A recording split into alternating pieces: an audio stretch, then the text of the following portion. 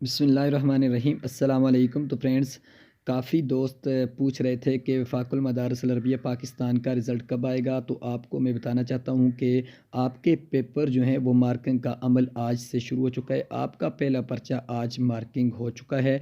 तो इस लिहाज से जो इस बार इंशाअल्लाह अज़ीज़ हमें लगता ये है कि 1 हफ़्ता कम अज़ कम जो है पेपर की चेकिंग पे लग जाता है और इससे 1-2 दिन ऊपर भी लग जाते हैं बाज़ औक़ात।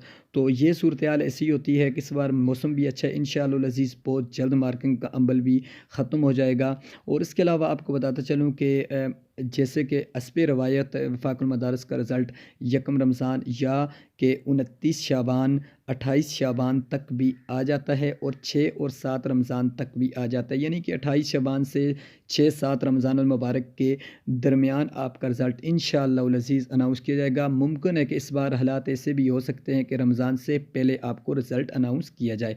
कोई भी अपडेट आएगी आप वहीं तक ज़रूर शेयर की जाएगी। प्लीज़ चैनल को सब्सक्राइब करके वीडियो को लाइक कर देना। जज़ाकल्लाहु खैरा।